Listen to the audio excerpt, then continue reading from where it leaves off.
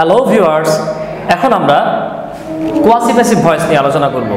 এর আগের ভিডিওগুলোতে আমি নর্মালি টেন্স ছাড়া কীভাবে অ্যাক্টিভ প্যাসিভ ভয়েস করা যায় এবং কিভাবে ডাবল অবজেক্ট থাকলে এটা থেকে সহজেই প্যাসিভ ভয়েস করা যায় সে বিষয়ে আলোচনা করেছিলাম। আজকে আমি কোয়াসি প্যাসিভ ভয়েস নিয়ে আলোচনা করব। তার আগে একটু বলে নেই, আপনারা অনেকে হয়তো কোয়াসি প্যাসিভ সম্পর্কে জানেন না। হ্যাঁ, তো আমাদেরকে একটু জানতে হবে যে কোয়াসি প্যাসিভ শব্দের অর্থ কী। আচ্ছা, কোয়াসি শব্দের অর্থ হচ্ছে অর্ধেক। কোয়াসি শব্দের অর্থ হচ্ছে অর্ধেক, আর প্যাসিভ মানে কি? অর্ধেক প্যাসিভ। অর্থাৎ দেখা গেছে, দেখেন কিছু কিছু বাক্য আছে যেগুলো গঠনগত দিক থেকে অ্যাক্টিভ কিন্তু অর্থগত দিক থেকে প্যাসিভ। এই বাক্যগুলোকেই আমরা কি বলবো? কোয়াসি প্যাসিভ ভয়েস বলবো। হ্যাঁ, আমি আবারও বলি, দেখেন গঠন দেখে আপনাকে মনে হবে এটা অ্যাক্টিভ, কিন্তু অর্থ দেখলে আপনার কাছে মনে হবে, সেন্সের দিক থেকে আপনাকে মনে হবে এটা প্যাসিভ ভয়েস। তো এরকম আপনি যদি কখনো দেখেন যে অ্যাক্টিভ ইন স্ট্রাকচার বা passive in sense, this is called quasi passive voice. Quasi passive ভয়েসগুলোকে আমরা দুই ভাগে ভাগ করতে পারি। দেখেন, কোয়াসি প্যাসিভ ভয়েসগুলোকে আমরা দুই ভাগে ভাগ করতে পারি। এর আগে আমি আরেকটা ভিডিওতে কমপ্লিমেন্ট নিয়ে আলোচনা করেছিলাম। হ্যাঁ, দেখেন কমপ্লিমেন্টের থাকা না থাকা এটার উপরে ভাগ করে বা ভেদ করে আমরা বলতে পারি যে কোয়াসি প্যাসিভ ভয়েসগুলো হচ্ছে দুই প্রকার।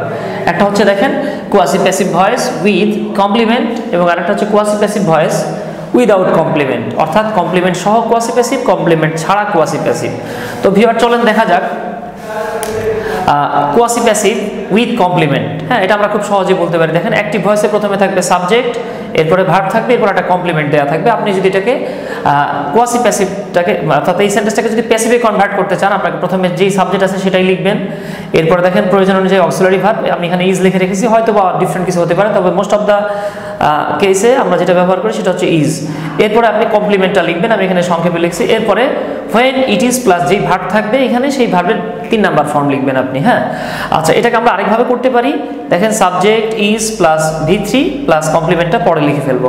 আমি কিছু উদাহরণ দিচ্ছি, দেখেন। হ্যাঁ, তাহলে আপনাদের বুঝতে সুবিধা হবে। ধরে নেন আমি এখানে উদাহরণ দিলাম হানি, যেটা আপনারা ছোটবেলা থেকেই দেখে এসেছেন। হানি টেস্টেস সুইট, মধু খেতে মিষ্টি। দেখেন হানি সাবজেক্ট, টেস্টেস হচ্ছে ভার্ব, সুইট হচ্ছে কমপ্লিমেন্ট। কেন কমপ্লিমেন্ট? আমি এর আগের ভিডিওতে বলেছিলাম, আপনারা মনে রাখবেন, যখন ভার্বের আগের অংশ পরের অংশকে একে অপরকে নির্দেশ করে সাধারণত তখন পরের অংশটাকে কমপ্লিমেন্ট বলা হয়। দেখেন এখানে সুইট মানে হানি, হানি মানে সুইট।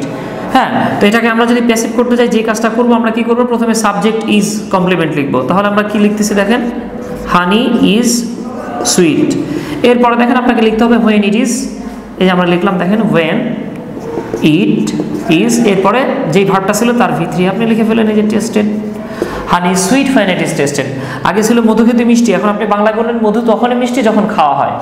তো দেখেন ভিউয়ার্স, সাবজেক্ট ভার্ব কমপ্লিমেন্ট যখন থাকবে তখন আমরা এইভাবে করব। বা এটাকে আপনি যে নিচের স্ট্রাকচারেও করতে পারতেন। সেক্ষেত্রে আপনাকে লিখতে হতো হানি ইজ টেস্টেড সুইট। দেখেন একই কথা, জাস্ট আমরা একটু ঘুরাই বললাম। তো এইভাবে দেখেন, আপনি যদি কোথাও দেখেন যে সাবজেক্ট ভার্ব কমপ্লিমেন্ট আছে, আপনি এই ধরনের সেন্টেন্সগুলোকে সহজেই কোয়াসি প্যাসিভ ভয়েসে কনভার্ট করতে পারেন। আমি আপনাদের জন্য আরও 2-1টা উদাহরণ দিচ্ছি যাতে আপনাদের বুঝতে সুবিধা হয়। হ্যাঁ, দেখেন এখানে হানি সুইট লিখেছিলাম, ধরেন আমরা লিখলাম the bed feels soft. The bed feels soft মানে কি? বিছানাটা নরম অনুভূত হয়। অথবা আপনি বলতে পারেন দ্য বেড ফিল সফট মানে হচ্ছে গিয়ে বিছানাটি নরম। আচ্ছা, দেখেন এই যে সাবজেক্ট, এই যে ভার্ব, এই দেখেন এটা অবজেক্ট না, এটা কমপ্লিমেন্ট। কারণ দেখেন বেড মানে সফট, সফট মানে বেড।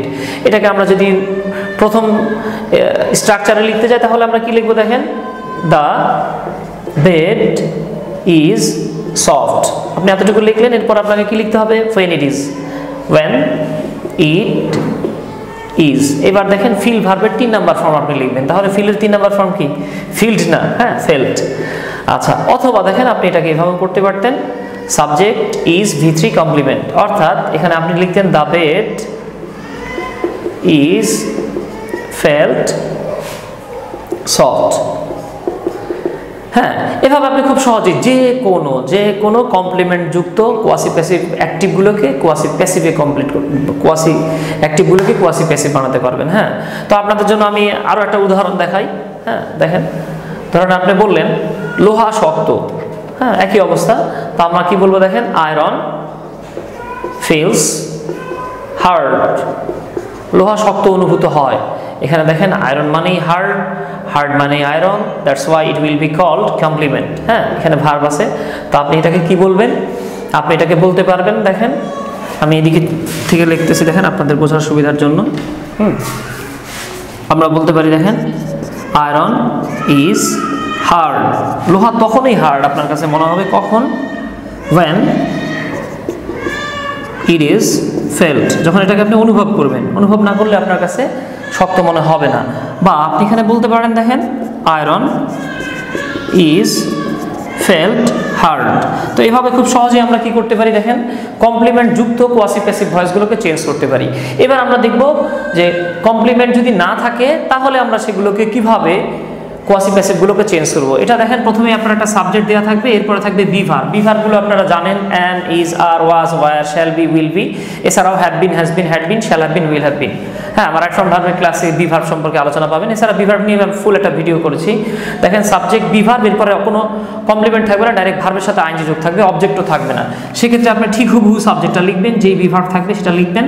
আর আমি বলেছিলাম অ্যাক্টিভে ইন থাকলে প্যাসিভে বিং হয়, এখানে আইনজি থাকার কারণে আপনি বিং লিখবেন, তারপরে V3 লিখবেন। চলুন আমরা উদাহরণে চলে যাই। হ্যাঁ, আমি একটা উদাহরণ দিচ্ছি এখানে দেখেন দ্য হাউস, বেসিক উদাহরণ যেগুলো মানে মোস্ট কমন উদাহরণ দেখেন দ্য হাউস ইজ বিল্ডিং।